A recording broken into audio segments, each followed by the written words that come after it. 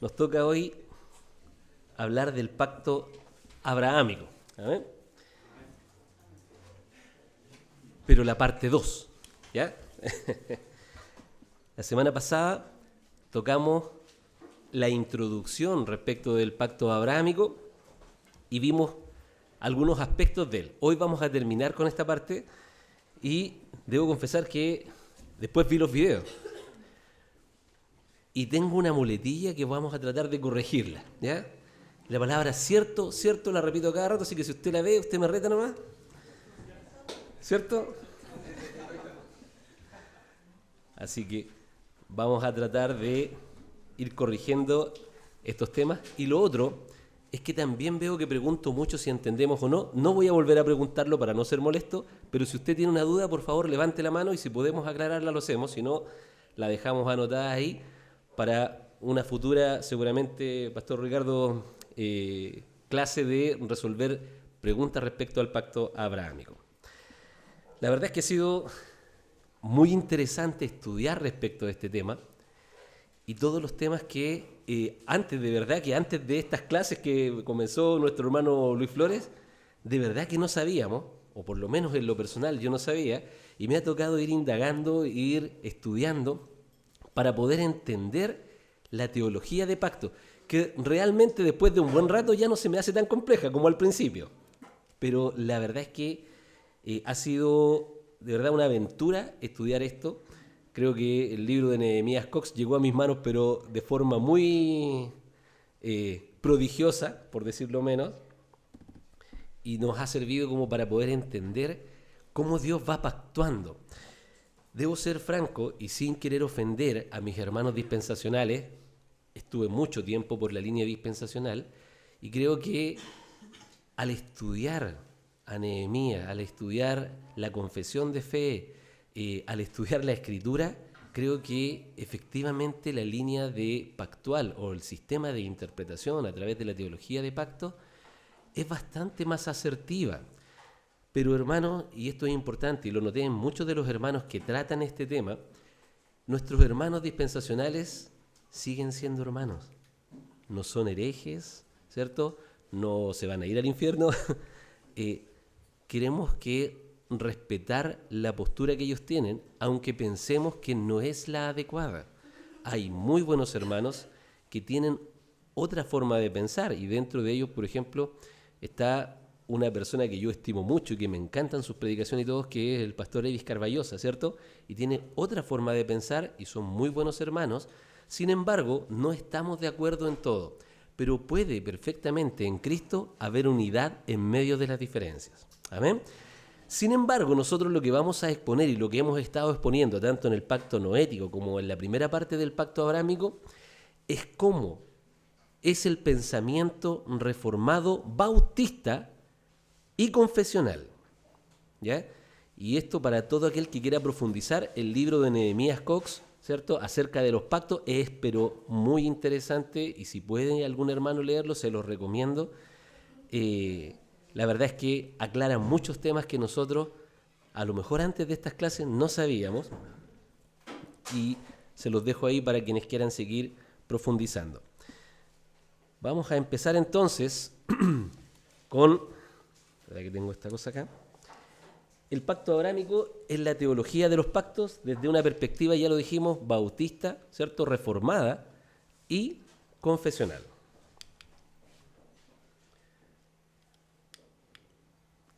La clase pasada vimos lo siguiente, mis queridos hermanos, introducción al pacto abrahámico, ¿ya? Elección soberana, ¿recuerdan estos temas, cierto?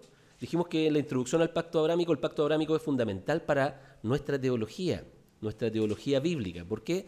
Porque ahí se establece, ¿cierto?, la promesa también, o se refuerza la promesa de redención, ¿cierto?, de Abraham a través de la fe, ¿ya? Luego dijimos que hablamos de la elección soberana.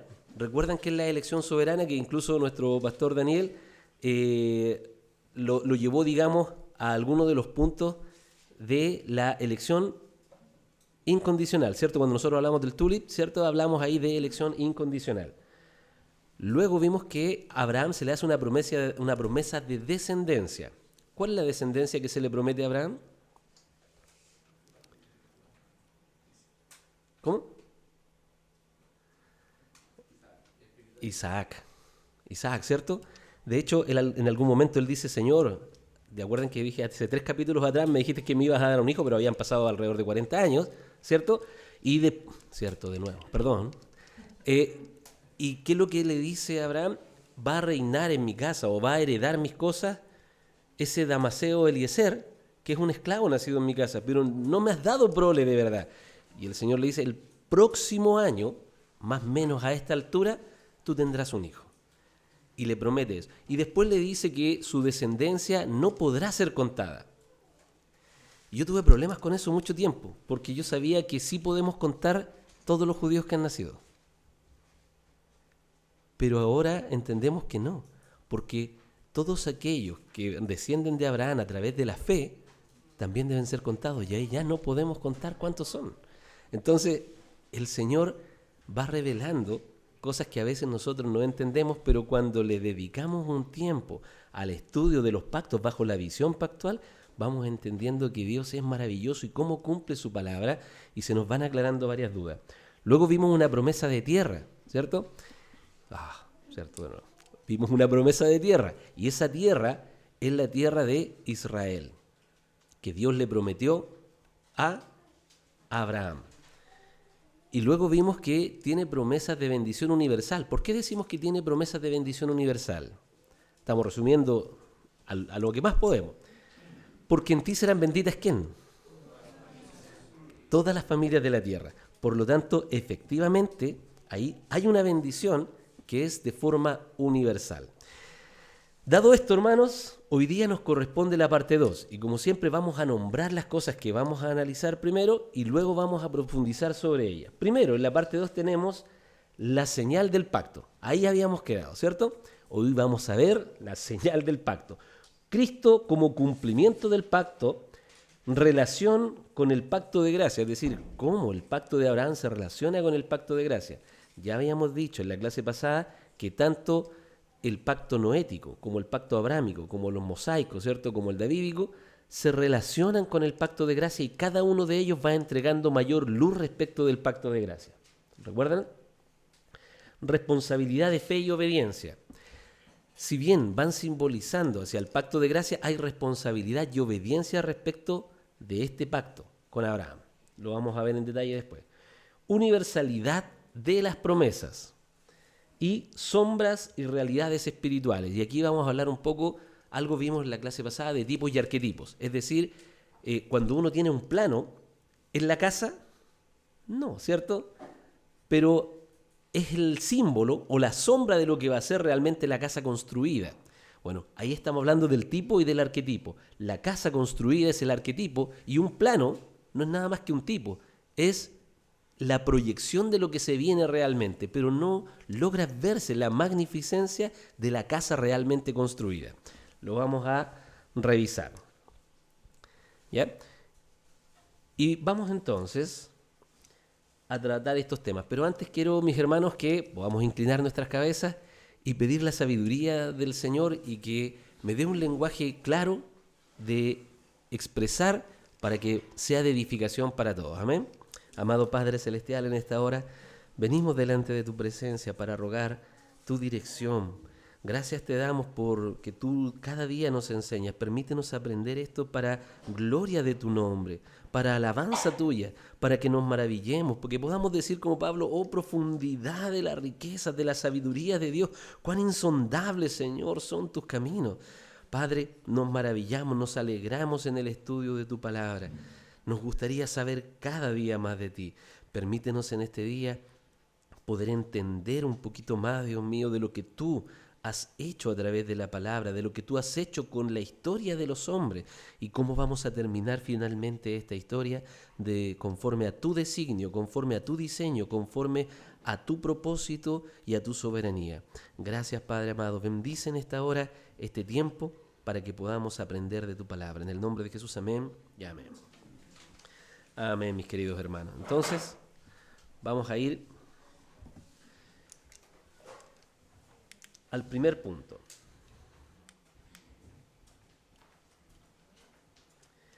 La señal del pacto. Muchas gracias, hermano. Jürgen. ¿Recuerdan que en cada uno de los pactos que nosotros hemos visto hay una señal? ¿Cuál era la señal, por ejemplo, en el pacto abrahámico? Perdón, en el pacto de adánico. ¿Ah? El árbol, ¿cierto? Y después en Noé, ¿cuál es la señal del pacto? El arco iris, ¿cierto? Y en el pacto abrahámico, así como en los otros, vamos a tener una señal. Y esa es una señal externa. ¿Cuál es? La circuncisión. ¿Puede algún hermano, por favor, leer Génesis 17 del 9 al 14? Por favor. Para que vamos comprendiendo de qué se trata esto.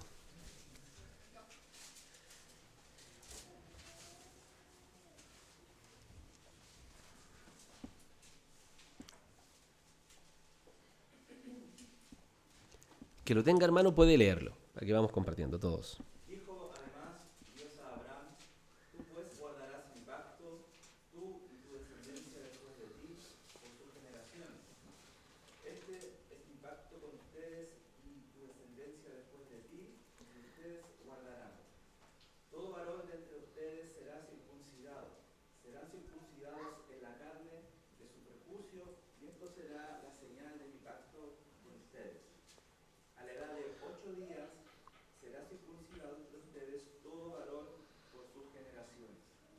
Asimismo el siervo nacido en tu casa, o que sea comprado con dinero, o cualquier extranjero que no sea de tu descendencia, ciertamente ha de ser circuncidado el siervo nacido en tu casa, o el comprado con tu dinero. Así estará mi pacto en la carne de ustedes como pacto perpetuo. Pero el varón incircunciso, que no es circuncidado en la carne de su prepucio, esa persona será cortada de entre su pueblo, ha quebrantado mi pacto. Mis queridos hermanos, aquí por primera vez vemos que hay una marca o una señal externa y visible en aquellos que Dios va a seleccionar respecto de este pacto, ¿cierto? Dios toma a Abraham y le dice: de ti vamos a hacer una nación. Sin embargo, para pertenecer a esa nación, ¿qué es lo que había que hacer? Había que generar una marca, una circuncisión, y esta era una señal entre el pueblo que Dios está escogiendo ahora y los descendientes de ese pueblo. Es la señal con ellos. Por lo tanto, muchos a veces pensábamos que la circuncisión venía por el lado de Moisés, ¿cierto?, de la ley mosaica. Sin embargo, podemos ver que no, que la circuncisión proviene del pacto abrahámico. Y este pacto abrahámico habla respecto de una marca que debe tener cada uno de los integrantes de ese pueblo. ¿Se fijan que solamente es para los descendientes de Abraham? Muy bien. ¿Quién dijo no? Muy bien, hermano Cristian. ¿Para quién también era?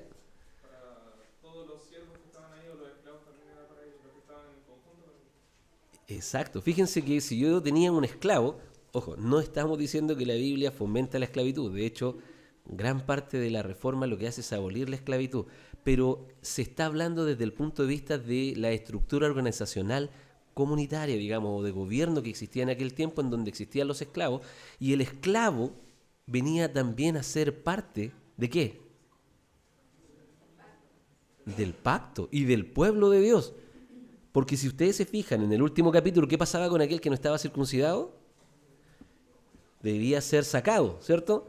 Porque, ¿qué decía? Dios ha violado mi pacto. Por lo tanto, debe ser sacado. ¿Qué es entonces la circuncisión? Es una relación, ¿cierto? O representa una relación especial entre Dios y la descendencia de Abraham. Y es una marca externa que identifica a los miembros del pacto abrahámico. ¿Qué simboliza la circuncisión? Y lo vamos a ver aplicado en el Nuevo Testamento. Cuando nosotros hablamos, lo vamos a ver en detalle después, pero cuando hablamos de tipos y de arquetipos, estamos hablando de algo que tiene una representación, como decíamos, un plano, y el arquetipo es lo hecho, la casa, por ejemplo. Por lo tanto, la circuncisión simboliza la separación, apartar a Abraham y a su descendencia como un pueblo santo diferente a las demás naciones. Esto es una marca que solo tiene el pueblo, ¿cierto?, de los hijos de Abraham, los descendientes de Abraham. tiene que ver con la pureza espiritual, la señal de necesidad de un corazón limpio y una relación de fe con Dios. Por ejemplo, para que lo puedan anotar, Deuteronomios 10:16 va a decir lo siguiente: circuncidad pues el prepucio de vuestro corazón y no endurezcáis más vuestra cerviz. Con esto estamos viendo que Dios está queriendo decir algo mucho más que una marca solamente en el cuerpo de un varón. Está queriendo decir algo más. Por eso decimos que está hablando de separación, de pureza espiritual. Y si vamos a Jeremías 4:4 dice: circuncidaos a Jehová y quitad el prepucio de vuestro corazón, varones de Judá y moradores de Jerusalén, no sea que mi ira salga como fuego y se encienda y no haya quien lo apague por la maldad de vuestras obras. Por lo tanto, Dios está queriendo decir que aquí lo que quiere sacar es algo, que quiere que haya pureza dentro del hombre, y esa pureza tiene una marca visible. La promesa del pacto garantiza las bendiciones de Dios a los descendientes de Abraham, tanto físicas como espirituales. Tenemos que el pacto o la señal del pacto va más allá que solamente una marca física. Aunque la circuncisión efectivamente era una señal externa, su significado apunta a una realidad espiritual mucho más profunda que solamente una marca sobre la piel. La circuncisión del corazón. Incluso en el Antiguo Testamento se enfatiza que la verdadera circuncisión no es física, hermanos. No tan solo estamos hablando del Nuevo Testamento, sino que el Antiguo Testamento también ya lo decía. Por eso para los hermanos debería ser importante validar lo que el apóstol Pablo estaba diciendo respecto a muchas cosas como esta. ¿Dónde? En la Escritura. ¿Pero qué Escritura? ¿Cuál? El Antiguo Testamento. Recordemos que el canon del Nuevo no estaba en ese tiempo cerrado. Por lo tanto, cuando los hermanos de Berea van a la Escritura, van, ¿cierto?, a lo que ellos llaman el Tanaj. El Tanaj de ellos corresponde a nuestra misma Biblia, pero solamente al Antiguo Testamento. Y los hermanos de Berea iban allá. Y ellos entendieron que lo que Pablo decía era totalmente razonable y apegado a la Escritura, pero en el Antiguo Testamento. No pensemos que hay una diferencia o una discrepancia entre el Antiguo y el Nuevo Testamento, sino que se va dando en el Antiguo Testamento una revelación progresiva de lo que pasa en el Nuevo. ¿Sí? Esto señala que no todos los circuncidados físicamente eran verdaderos partícipes del pacto en un sentido espiritual, sino aquellos que tenían en su corazón la fe de Abraham. ¿Cómo podemos justificar esto? Romanos 2, del 28 al 29 dice: pues no es judío el que lo es exteriormente, ni es la circuncisión la que se hace exteriormente en la carne, sino que es judío el que lo es en el interior, y la circuncisión es la del corazón, en espíritu, no en letra, la alabanza de la cual no viene de los hombres, sino de Dios. Ya vemos que en el libro de Romanos Pablo está tratando este tema. En el libro de Romanos es un libro precioso, mis queridos hermanos, en donde Pablo nos está diciendo que el verdadero judío, ¿quién es? El que contiene la fe de Abraham, que no necesariamente aquel que ha sido circuncidado es parte del pueblo. Hermano, cuando uno va, y me voy a salir un poquito, pero cuando uno va y lee el libro de Romanos se va a dar cuenta que hay una trama, una historia que Pablo está, y comienza Pablo en el capítulo 9 y pasa 9, 10 y 11 hablando y dice: tengo en mi corazón un profundo dolor por mis hermanos, según la sangre o según la carne, ¿cierto?, que no han creído en el Señor. Y él dice: ojalá fuera yo separado, cortado. De hecho, el texto ahí dice anatema. Ojalá fuera yo anatema por causa de ellos, para que ellos pudieran ver la salvación. Y comienza a hablar de esto y nos va diciendo que el verdadero israelita, el verdadero judío, el verdadero pueblo de Dios es aquellos que están bajo la fe de Abraham. Y se gasta 3 capítulos, mis queridos hermanos, para explicar esto que estamos viendo. Aquí hemos sacado solamente un extracto, ¿ya? Pero es impresionante cómo en el libro de Romanos nosotros vamos apuntando hacia el Antiguo Testamento para ver cómo ese pueblo se ha conformado por la promesa que Dios le hizo a Abraham en este pacto. Muchos de los pactos, o todos los pactos que vienen después, van a apuntar a este pacto, porque aquí aparece el principio de la redención, que es la justificación a través de la fe. Muy bien. Cumplimiento, entonces, y transformación en Cristo. Como bautistas, mis queridos hermanos, reformados y confesionales, nosotros creemos que el pacto se cumple en Cristo, pero que no sigue igual, sino que hay una transformación del pacto abrahámico en nosotros. Recordemos que a Abraham se le ofrece una tierra, se le ofrece una descendencia, ¿cierto? Étnica. ¿Se entiende cuando hablo de étnico? Que es una raza específica, un pueblo específico, un grupo de personas específicas. ¿Sí? Sin embargo, esto cambia en Cristo. Nosotros lo entendemos de la siguiente manera. Cristo cumple las demandas del pacto y realiza la obra redentora que la circuncisión simboliza. ¿Puede algún hermano, por favor, leer Colosenses 2, 11 y 12? No, estamos hablando de lo mismo. La señal del pacto, sí, estamos hablando de acá, de la marca física de la descendencia todavía y de la tipología que nosotros tenemos, la circuncisión como sombra del bautismo, pero para allá vamos. Pero leamos Colosenses, no hemos salido aún del tema.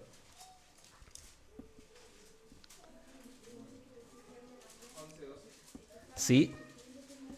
En él también fuisteis circuncidados con circuncisión no hecha a mano, al echar de vosotros el cuerpo pecaminoso carnal en la circuncisión de Cristo, sepultados con él en el bautismo, en el cual fuisteis también resucitados con él, mediante la fe en el poder de Dios que le levantó de los muertos. Si usted lee este trozo, hermano, ¿qué está relacionando? Hay dos hechos que está relacionando, o dos símbolos que está relacionando. ¿Ah? Está relacionando la circuncisión y el bautismo. La circuncisión de Cristo en Colosenses 2:11 se refiere a la obra espiritual de la regeneración y el despojo de la vieja naturaleza mediante la fe en Jesucristo. En el nuevo pacto, la señal externa de la circuncisión es reemplazada por el bautismo como señal de la regeneración espiritual.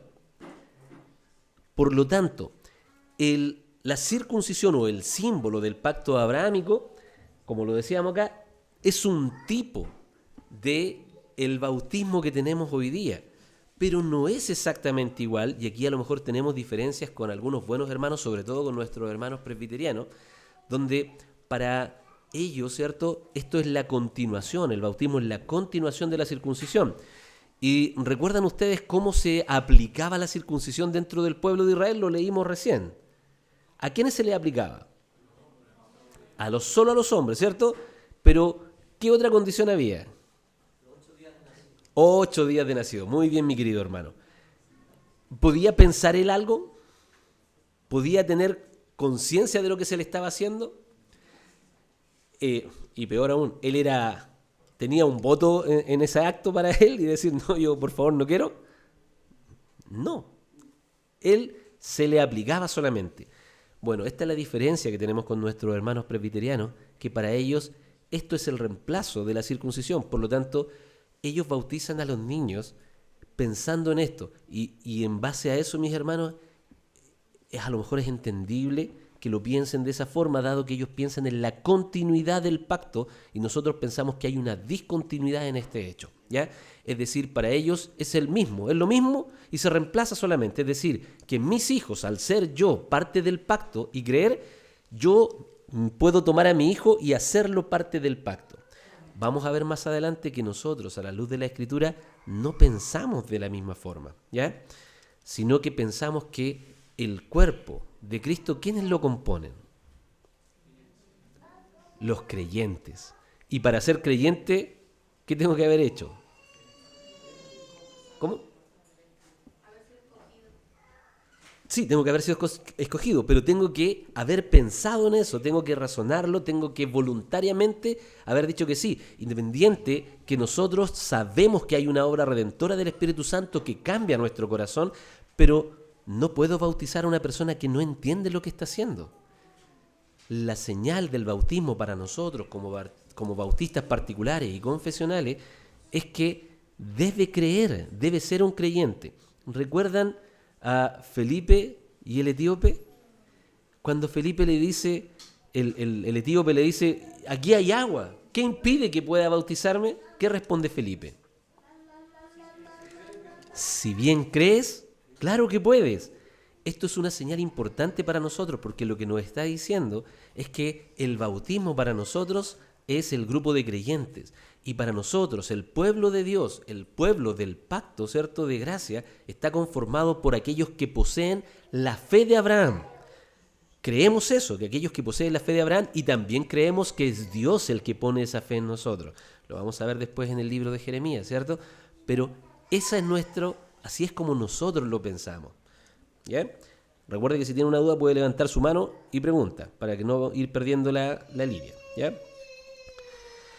Como lo decía recién, creemos hay hermanos que creen en la continuidad de los pactos, ¿cierto? Es decir, que los pactos se van cumpliendo progresivamente desde Noé hasta el pacto de gracia, ¿cierto?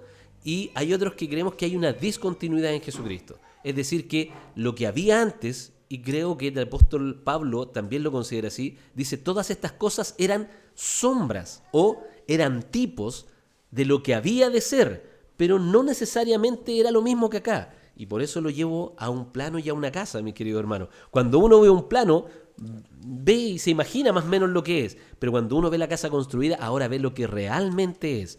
Cuando nosotros hablamos de los antiguos pactos, estos van dando luces, van dando la señal, van trazando las líneas del plano, pero en Cristo está el cumplimiento total y en Él se aplica todos los pactos, y el cumplimiento de este pacto abrahámico, por ejemplo, se cumple en Cristo.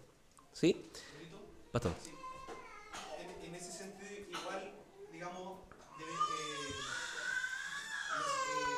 deberíamos decir que, digamos, cada uno de los pactos hay un elemento de continuidad, ¿no es cierto? Sí. Un elemento de continuidad que es la promesa, Sí. ¿no es cierto? En ese sentido, nosotros creemos en la continuidad de los pactos en el sentido de que va revelando mayor luz de la promesa. Sí, ¿No es así es, cierto? sí, sí, sí. Y también creemos en la discontinuidad porque no creemos, por ejemplo, en este caso, a diferencia de los hermanos presbiterianos, que cada uno de estos pactos es el pacto de gracia. Así es. Sino que cada uno de estos pactos tiene sus propias características, tiene sus propios elementos y que van marcando ciertas discontinuidades con otros pactos, ¿no es cierto? Pero en cuanto a la promesa, hay continuidad.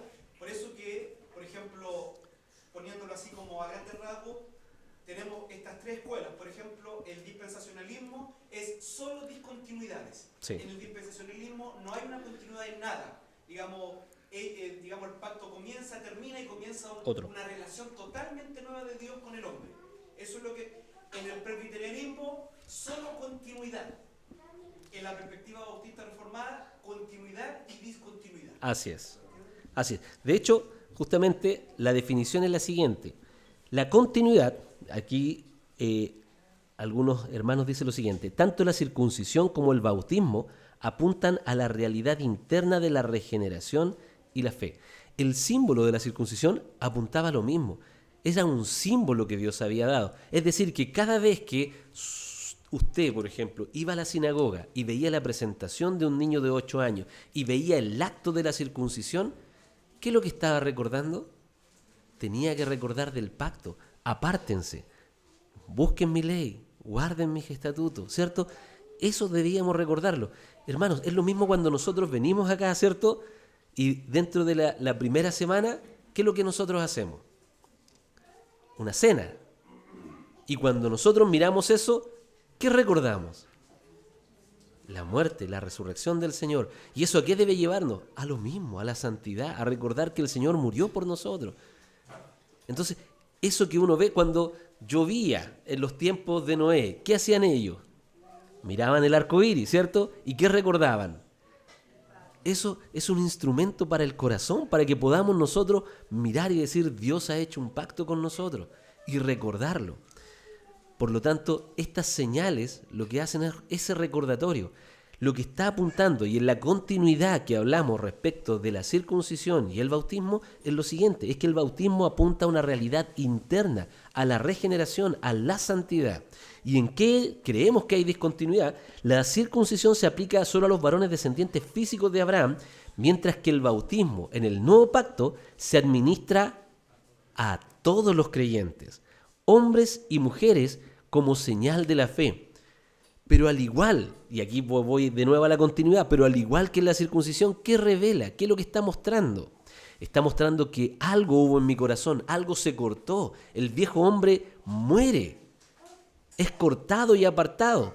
Y hay una nueva vida y una nueva creación. Y ahí está lo que decía nuestro pastor Ricardo. Hay una continuidad, pero a la vez creemos en una discontinuidad de la forma. ¿Ya? El bautismo es la señal del nuevo pacto. En el nuevo pacto el bautismo es la señal y sello de la unión con Cristo. Representa la purificación de los pecados y la regeneración. Hechos 2:38 va a decir lo siguiente. Pedro les dijo, arrepentíos y bautícese cada uno de vosotros en el nombre de Jesucristo para el perdón de pecados y recibiréis el Espíritu Santo. En Tito 3:5 vamos a ver que el mismo apóstol nos dice lo siguiente, nos salvó, no por obra de justicia que nosotros hubiésemos hecho, sino por su misericordia, por el lavamiento de la regeneración y por la renovación en el Espíritu Santo. Por lo tanto, lo que vamos a ver acá es que la circuncisión, o el bautismo, perdón, en nuestro tiempo es un símbolo de la regeneración y de la santificación que Dios va haciendo en nuestras vidas. Además, es un símbolo de la participación en la muerte y sepultura y resurrección del Señor Jesucristo. Y esto lo podemos ver en el libro de Romanos. Pablo el apóstol nos dice, ¿o no sabéis que todos los que hemos sido bautizados en Cristo Jesús hemos sido bautizados en su muerte? Porque somos sepultados juntamente con Él para muerte por el bautismo, a fin de que como Cristo resucitó de los muertos para gloria de Dios Padre, así también nosotros andemos en vida nueva. Por lo tanto, a diferencia de la circuncisión que se aplicaba a los descendientes físicos en el pueblo, ¿cierto?, de Abraham, el bautismo se administra solo a quienes profesan la fe en Cristo, demostrando su inclusión en la comunidad del pacto. Y como ya lo dijimos, esto genera una diferencia con algunos buenos hermanos que yo estimo mucho, pero tienen esta diferencia, que nosotros no bautizamos a personas que no están seguras de lo que están haciendo. Por eso, ¿cierto?, nuestros pastores, antes de que alguien diga yo me quiero bautizar, ¿qué hacen? Tienen una reunión con ellos, ¿cierto? Un discipulado, todo. Y si luego de ello hacen preguntas y se subentiende que no ha entendido lo que está haciendo, ¿se le permite el bautismo? No. ¿Por qué no, mi pastor Ricardo? Porque es una cuestión básica para ser bautizado, el postulante necesita entender qué es lo que está haciendo. O sea, la fe en Jesucristo, digamos, tiene una cuestión básica de comprensión, digamos, y si algún postulante no comprende el paso del bautismo, le damos más tiempo, ¿no es cierto? Vemos otra manera, pero no le bautizamos porque es básico comprender lo que uno hace, ¿no es cierto? Amén. ¿Y dónde podemos ver esto? ¿Dónde podemos decir estamos aplicando la Escritura? ¿Recuerdan el caso de Felipe y Simón el mago? Ahí se bautizaron, ¿cierto? Felipe lo bautiza. Luego, a lo que quería ir es, ¿todos los que son bautizados son parte del pueblo de Dios? No necesariamente, no necesariamente. Por lo tanto, tiene que ver mucho. ¿Todos los descendientes de Abraham están incluidos en el pacto de Abraham por la fe de Abraham? Recordamos a Esaú, ¿cierto? ¿Esaú está dentro de la línea elegida por Dios? ¿No? Y este es el conflicto que tiene Pablo cuando habla en Romanos del 9 al 11. Él dice, ya hemos sabido que Dios siempre tiene un remanente. No todos los descendientes de Abraham, ¿cierto?, son parte del pacto de Abraham, porque Dios los va eligiendo. Lo mismo podría suceder, mis queridos hermanos, a la vista de nosotros. Es decir, una persona podría eventualmente estar bautizada y comprenderlo cognitivamente, qué significa el bautismo, haber pasado las pruebas, haber sido bautizado, y no ser un verdadero creyente. Pero sí, todo verdadero creyente ha pasado por el bautismo y ha entendido que esta es una señal del pacto y un mandamiento del Señor. ¿Está claro? Muy bien. Para poder dar, digamos, o apoyarnos en la Escritura, quiero leer Jeremías 31, del 31 al 34. Dice, he aquí vienen días, dice Jehová, en los cuales haré un nuevo pacto con la casa de Israel y con la casa de Judá, no como el pacto que hice con sus padres en el día que tomé su mano para sacarlos de la tierra de Egipto, porque ellos invalidaron mi pacto, aunque fui yo un marido para ellos, dice Jehová. Pero este es el pacto que haré con la casa de Israel después de aquellos días. Daré mi ley en su mente y la escribiré en su corazón, y yo seré a ellos por Dios, y ellos me serán por pueblo. Y no se enseñará más ninguno a su prójimo, ni ninguno a su hermano, diciendo, conoce a Jehová, porque todos me conocerán, desde el más pequeño hasta el más grande, dice Jehová, porque perdonaré la maldad de ellos y no me acordaré más de sus pecados. Estos son los miembros del nuevo pacto. Por lo tanto, hay una diferencia entre el antiguo pacto y el nuevo pacto en cuanto a lo que es la elección de sus miembros. ¿Ya?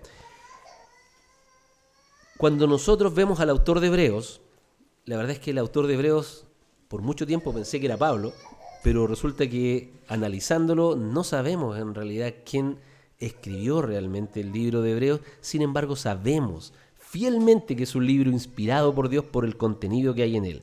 Y él toma este mismo texto de Jeremías y lo aplica para hablar, ¿cierto?, de este nuevo pacto entre Dios y los hombres. Por lo tanto, el bautismo es una señal del pacto en nosotros, así como lo fue la circuncisión en el pacto abrámico, pero no es exactamente igual. Sin embargo, el propósito espiritual, que es el apartarse, ¿cierto?, y tener una vida de santidad, de pureza y de regeneración, sigue siendo el mismo concepto en el cual hay continuidad, pero hay discontinuidad en su aplicación. En el pacto abrámico se aplica solo a los hombres, ¿cierto? Se aplica al niño varón al 8º día, y en el nuevo pacto el bautismo se aplica ¿a quién? A todos los creyentes. Importancia de la fe en la señal del pacto. Y esto es sumamente importante. Tanto en el pacto abrámico como en el nuevo pacto, la fe es esencial para recibir las bendiciones del pacto. ¿Por qué fue justificado Abraham? Génesis 15:6 va a decir, y creyó a Jehová y le fue contado por justicia. Luego los va a citar Pablo también, ¿cierto? Romanos 4:9 al 11 dice, ¿es pues esta bienaventuranza solamente para los de la circuncisión o también es para los de la incircuncisión? Porque decimos que a Abraham le fue contada la fe por justicia. ¿Cómo pues le fue contada? ¿Estando en circuncisión o en la incircuncisión?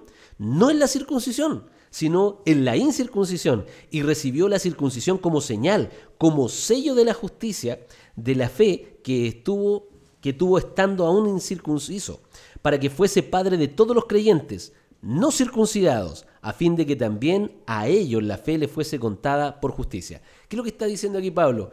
Cuando Abraham recibe el pacto y las promesas, ¿en qué condición estaba físicamente? ¿Circuncidado o incircuncidado? Incircuncidado. ¿Y por qué le fue contada la justicia? Por la fe. ¿Para qué dice el apóstol Pablo? Para que también a nosotros, ¿cierto?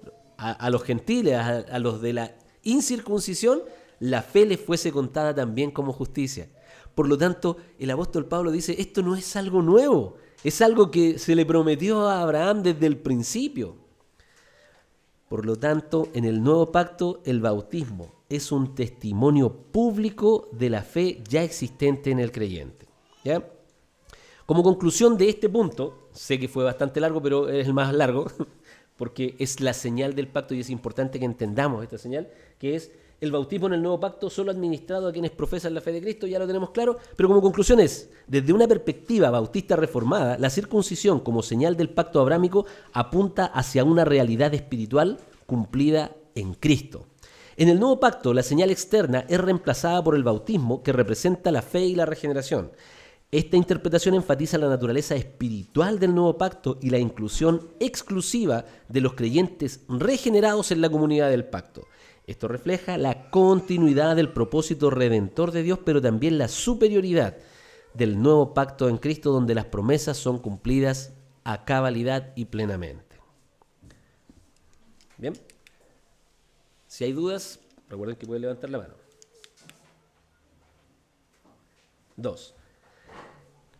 La relación entre el pacto abrámico, existe más bien dicho una relación entre el pacto abrámico y el pacto de gracia. Recordemos que el pacto abrámico va apuntando hacia el pacto de gracia. Mi querido hermano. Me queda la duda, perdón por volver a preguntar, ¿No? pero ¿hay alguien que pueda decir que es necesaria aún la circuncisión y el bautismo? piense en eso? Pensando como en el contexto de qué pasa si es que me encuentro con alguna persona al evangelizar o algo así que diga así como, bueno, y la circuncisión porque es necesaria o no es necesaria. Entiendo como lo que hemos visto que en verdad reemplaza el bautismo, pero en ningún momento menciona así como, no, nunca te circuncide, entonces como es necesario o no es necesario. Ya. Lo primero que tenemos que entender es que la circuncisión es una marca externa, ¿cierto? Pero no puede afectar al corazón.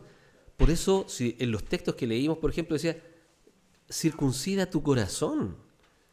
Por lo tanto, lo que está apuntando es a una santidad y a una vida de santidad, una vida de regeneración. Por más que yo pueda, y esto sucedió en el pueblo de Abraham, les aseguro que el 100% de los fariseos estaban circuncidados, pero no había una circuncisión del corazón. Es más, el Señor en algún momento utiliza, y esto es importante, a pesar de haber estado circuncidado, el Señor les dice, les he dicho la verdad un montón de veces, pero ustedes no creen. ¿Por qué no creen? Porque no son de mis ovejas. En un momento un poquito más duro, le dice, ustedes son hijos de vuestro padre, el diablo.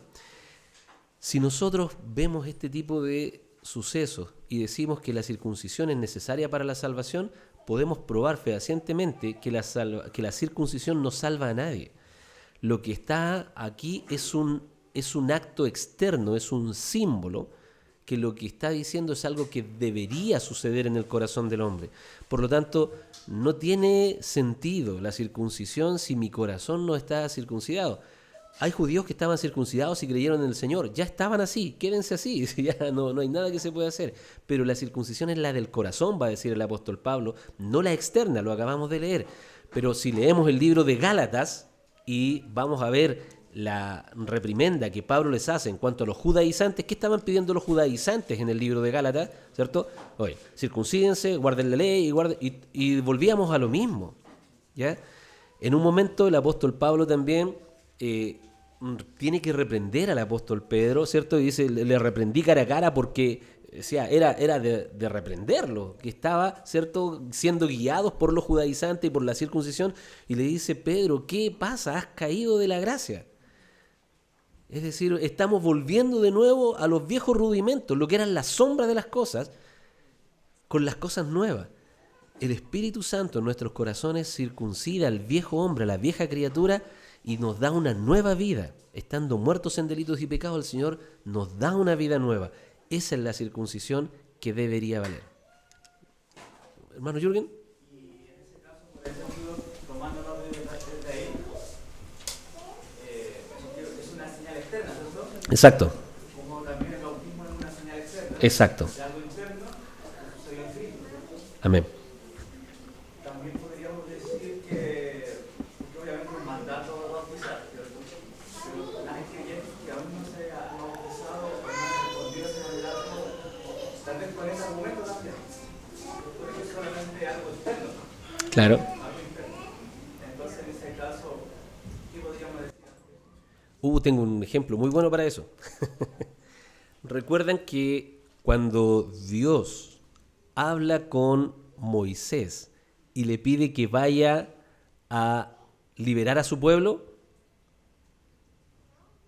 y Moisés va por el camino y va con Séfora y su hijo, y dice que el ángel de Jehová le aparece al encuentro y casi lo mató. ¿Qué pasó? No había cumplido la señal de la circuncisión con su hijo. Y eso significaba que estaba faltando a este pacto. ¿Y qué tuvo que hacer Séfora? Tuvo que tomar a su hijo, de la edad que tuviese, no lo recuerdo en este momento, cortar el prepucio y tirarlo a los pies del ángel de Jehová. Y dijo, de cierto te digo que este es mi esposo de sangre.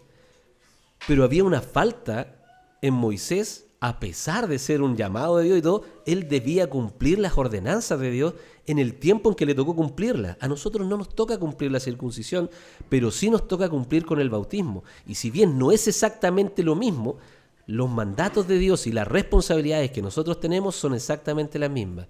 Es decir, si en el tiempo de Moisés y de Abraham debía aplicarse la circuncisión, si no era considerado una violación del pacto. del antiguo pacto. Por eso nosotros hablamos del nuevo pacto. ¿Y nosotros dónde estamos? En el nuevo pacto. Y el nuevo pacto tiene su simbolismo y tiene también, ¿cierto?, sus ordenanzas. Y el antiguo pacto tenía su simbolismo y tenía sus ordenanzas. Los que estaban bajo el antiguo pacto debían cumplir el antiguo pacto. Y los que estamos bajo el nuevo pacto debemos cumplir el nuevo pacto. Y ya vemos que cuando no se cumplió por parte de Moisés, hubo un escarnio y hubo una reprensión por parte de Dios hacia Moisés. ¿Se entiende? Por lo tanto, ¿puede un verdadero cristiano, entendiendo que el bautismo es una ordenanza del Señor y que debe cumplirla y aún así perseverar con tosudez para no hacerlo? Para mí, no sé, pero para mí eso es pecado. Y es estar en pecado y es exponerse a que el Señor en algún momento le reprenda por aquello. Porque debe cumplir con las ordenanzas del Señor. ¿Y cuáles son las ordenanzas que nosotros tenemos en el nuevo pacto? El bautismo y la cena. Y debemos cumplir con ella. No es una sugerencia, es una orden de parte de Dios. ¿Sí? No sé si respondí, hermano Jürgen. Hermano Frank. Era con respecto a lo que dice el hermano. Y lo mismo que usted tocó en el tema de Gálatas. El problema de la pregunta le decía, ¿es necesaria la circuncisión? ¿No puede ser necesaria a la vez? O sea, ¿por qué? Porque se viene el evangelio diferente. Es agregarle una obra. Así es. Tengo que hacer esto para hacer algo. Exacto. Y por eso Pablo reprende a Pedro, porque le está diciendo, oye, me estáis volviendo a decir que es necesaria la circuncisión para ser salvo. Y él mismo en ese contexto habla de que es una sea anatema. Así es. Están agregando algo. Así es. Solamente gracias. Así es, mi querido hermano Frank. Hermano, cada vez que alguien nos diga que tenemos que hacer algo para ser salvos, pongámoslo ahí en duda y vamos a la Escritura, ¿cierto? Si hay que circuncidarse para ser salvo, si hay que respetar el sábado para ser salvo, ¿cierto? Si hay que creer en el libro determinado del autor determinado para ser salvo, si hay que ponerse de rodillas, hay que caminar, cualquier tipo de estas cosas, mis queridos hermanos, ya es una señal de que algo no anda bien, ¿ya? Por lo tanto, los salvos siempre han sido a través de la fe, porque la fe es la que justifica. Si ustedes se dan cuenta, no basta con estar circuncidado para ser salvo, ser incluido dentro del pueblo del Señor, sino que el Señor demanda del corazón del hombre. ¿Ya? ¿Digo? ¿Qué piensa usted, por ejemplo, también en el caso de, así como por ejemplo la circuncisión, lo que debería ser el prepucio externo, digamos, Claro. del corazón? Ahí hablamos de algo interno, de fe. Eso no significaba que lo tenían que hacer en su cuerpo, porque igual lo hacían por... Era una ordenanza. Por ordenanza. Pero él quería hacer la interna. ¿Qué pasa, por ejemplo, en el caso de muchos hermanos, por ejemplo, pentecostales? Que ellos, por ejemplo, no practican el bautismo por inversión, sino que se ponen agua en la cabeza y de hecho,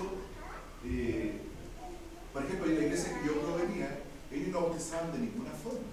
Uh-huh. ¿Entiendes? Ni por inversión, ni por agua en la cabeza, por nada. Entonces, pero ellos pueden decir, no, yo no tengo el bautismo externo, tengo interno, así como simbolizar la circuncisión interna del corazón. Ellos pueden decir, no, yo no cumplo con la ordenanza externa del bautismo, solamente tengo la interna. Claro. Lo que pasa es que vamos al mismo hecho, por ejemplo, que hablábamos de Moisés. Moisés podría decir perfectamente, yo he creído y tengo en mi corazón esto, pero cuando hay una instrucción por parte del Señor para poder hacerlo, hay que cumplirlo, no hay de otra forma. Ahí claramente están cometiendo una falta a una instrucción directa. Es como que no celebráramos la cena. Claro, es uno de los sacramentos que tenemos. Entonces, al no cumplirla hay un error. Quienes están insinuando o diciéndole a la congregación que eso no es necesario, están haciendo o están induciendo a toda esa gente a un error y a una falta con el Señor. Por muy sincera que sea su fe.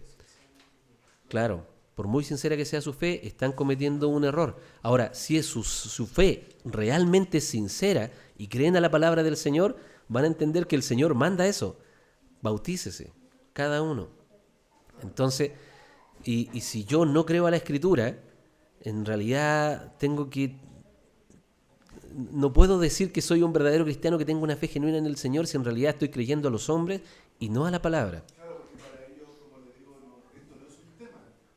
Claro. No siquiera, digamos, no sienten peso en su conciencia de esto, porque para ellos también, o sea, es como que no hay problema en eso, no hay ningún tema. Claro. Ahora, fíjense, no quiero que entiendan que hay un evangelio de la prosperidad, algo, pero Dios demanda también, inclusive, por ejemplo, de las ofrendas, del pueblo generoso y todo. Y le dicen Malaquías al pueblo, vosotros me habéis robado. En ese tiempo estaba, ¿cierto?, instaurado el diezmo para los sacerdotes, ¿cierto? Pero ¿qué pasa? Que el pueblo no estaba haciéndolo. Ni siquiera es un acto del corazón, no sé, no es algo que uno pudiese decir, oye, no es algo tan sacro como para que... Pero el Señor dice, ustedes me han robado. ¿Y en qué te hemos robado? Dijeron, en vuestros diezmos y ofrendas. Es lo que yo he pedido para el pueblo, para los sacerdotes, ¿cierto? Y ustedes no lo han dado. De toda la heredad que Jacob tuvo, dejó a alguien sin heredad, pero con la responsabilidad de que los demás pudiesen mantener a este pueblo. Y ustedes no están cumpliendo con mantener al pueblo que yo les he dicho. A aquel grupo de hermanos de ustedes que yo les he puesto. Y eso, para Dios, es una ofensa contra Él. Entonces, hermanos, si algo tan simple como la bondad que hay en tu corazón, Dios la demanda, ¿cuánto más estas cosas que el Señor estipuló, pero fehacientemente? La cena y el bautismo. Si no cumplimos con eso, de mi punto de vista, estamos en pecado. Sabiendo que debemos hacerlo y no lo hacemos, estamos en un pecado. ¿Sí? Ya, hermano. Creo que nos atrasamos un poquito, pero mejor es dejarlo claro. Perdón.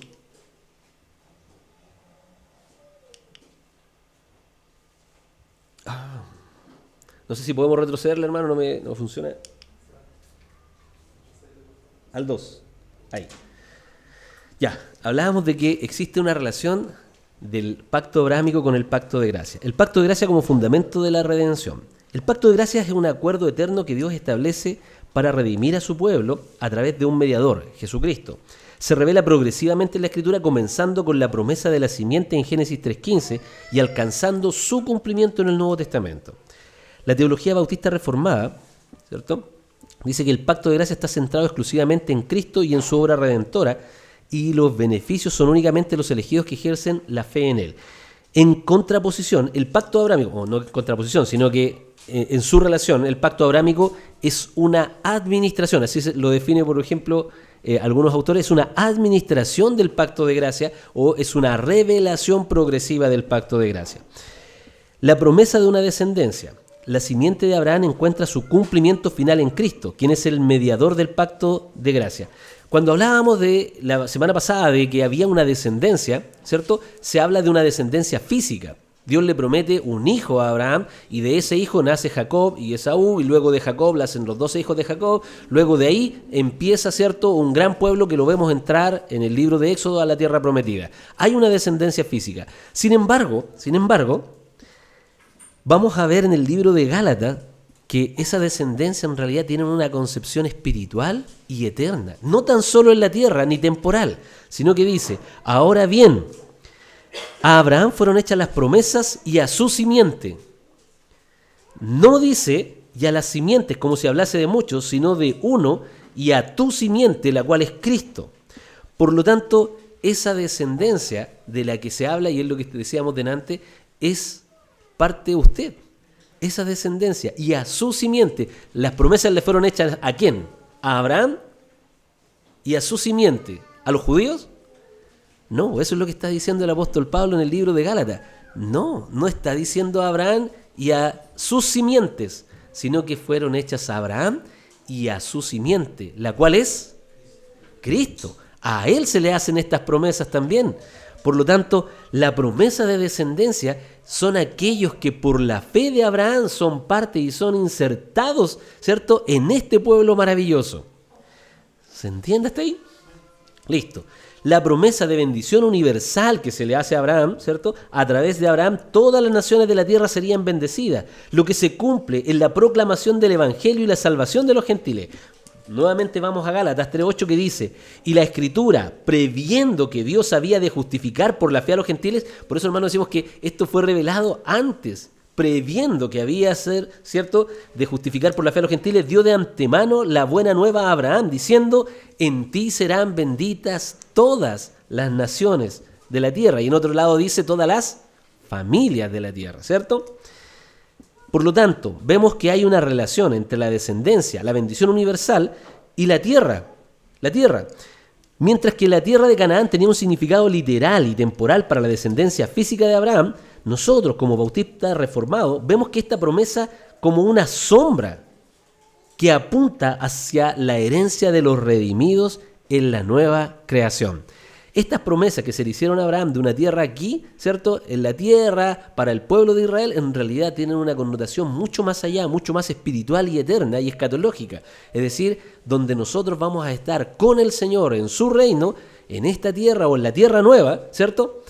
Y ese era el concepto final. Después vamos a ver en algunos textos que dice, y Abraham esperaba una patria terrenal, ¿cierto? No. ¿Cuál era la tierra que él esperaba? Una tierra celestial, es decir, una estadía con el Señor, en su presencia, y de esto nos habla el reino.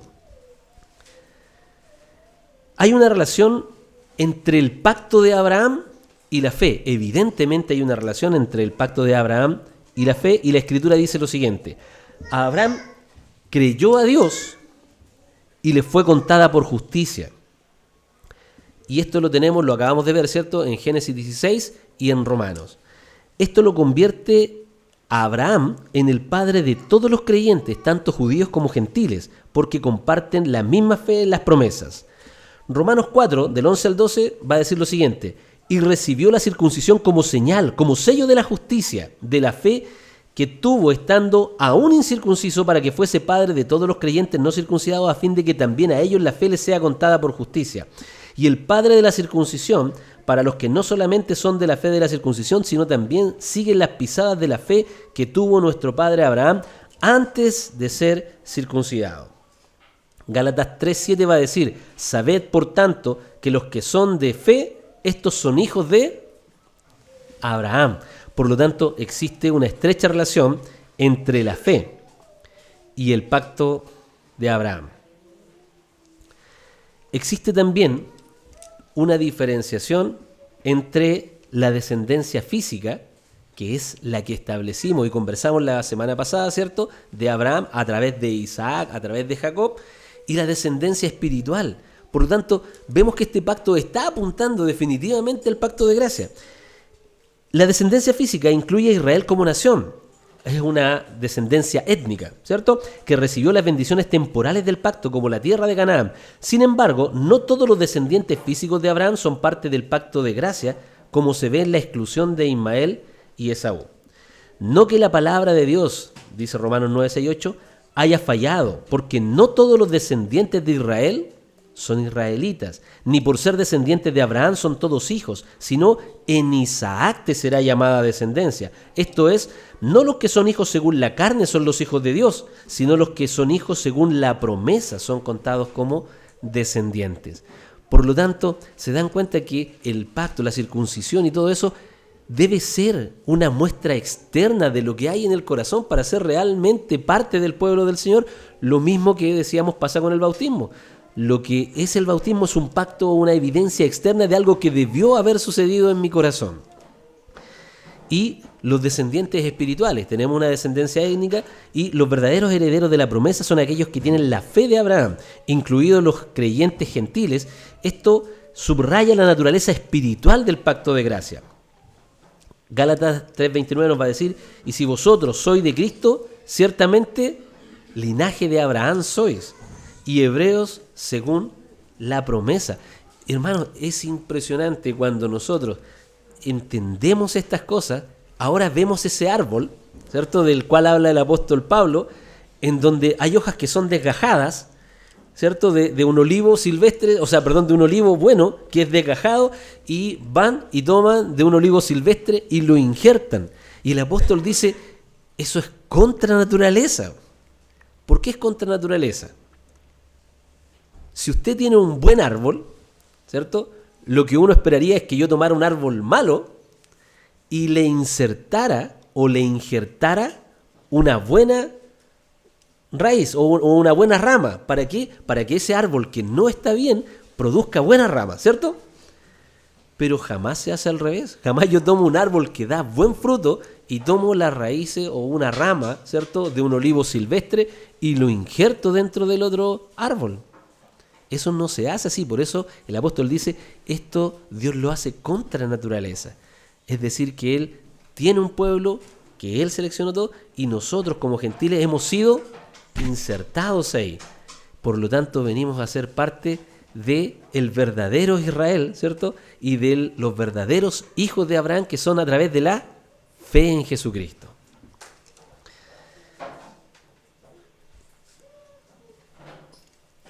Existe diferencia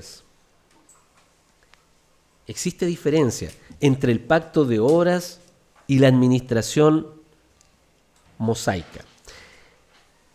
Esto tiene relación con el pacto abrámico. En la teología bautista reformada, el pacto de Abraham está claramente conectado con el pacto de gracia, pero es distinto al pacto de obras. ¿Recuerdan el pacto de obras? ¿Cuál es la premisa del pacto de obras?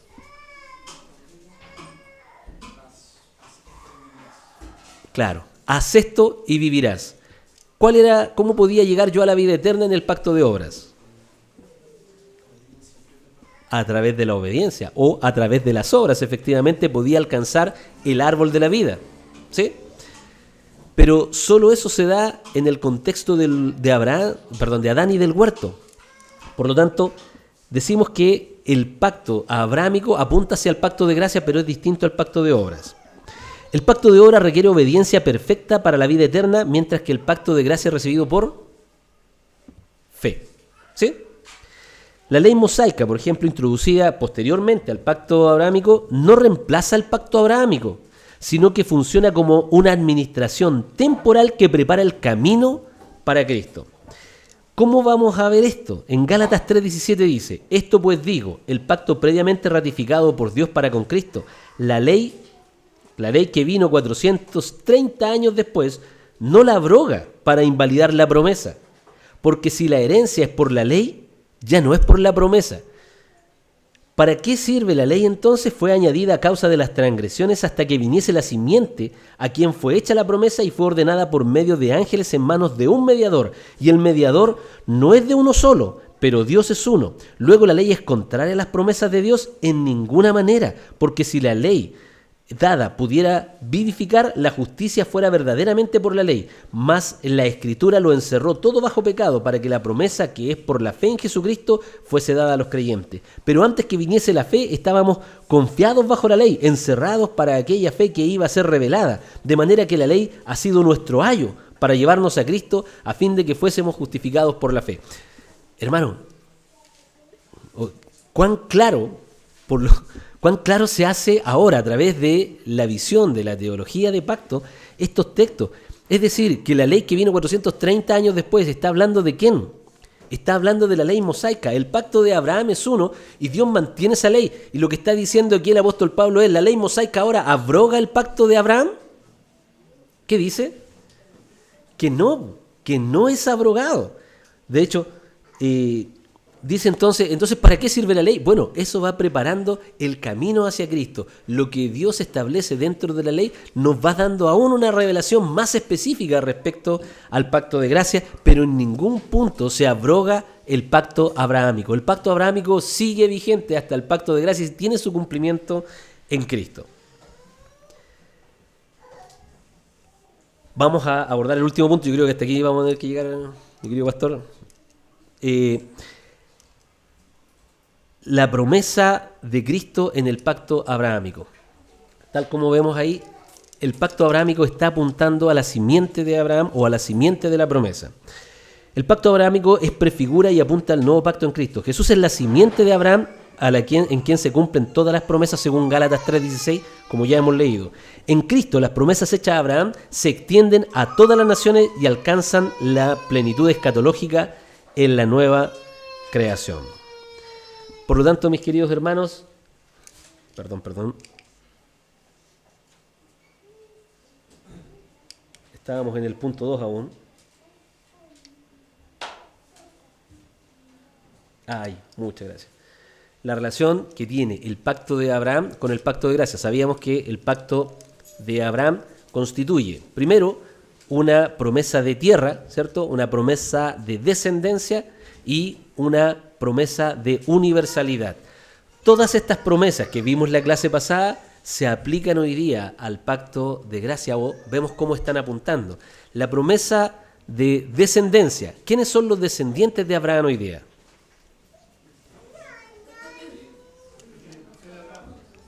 Todos los creyentes, todos los que poseen la fe de Abraham, ¿cierto? Por lo tanto, nosotros estamos dentro de esa fe y dentro de eso. La promesa de tierra, ¿cuál es la promesa espiritual apoyada, digamos, o cuál es la promesa espiritual en la línea de la tierra que Dios iba a prometer? ¿Qué se nos ofreció a nosotros? Un cielo nuevo y una tierra nueva. Por lo tanto, mis queridos hermanos, el pacto que Dios tiene con Abraham, si bien es un pacto temporal y terrenal, tiene connotaciones espirituales, eternas y celestiales, y espirituales que se nos dan hoy día a través de Jesucristo en el pacto de gracia. ¿Amén? Ya, hermanos, hasta aquí vamos a poder llegar. Parece que nos dilatamos mucho en algunos puntos, pero lo importante es que usted haya entendido. Si existe alguna duda, por favor, o nos la hace llegar, o la guarda por ahí en algún momento que vamos a tener un momento para poder responder las preguntas. ¿Amén? Amén. Amado Padre Celestial, te damos gracias por este tiempo, te alabamos y te bendecimos.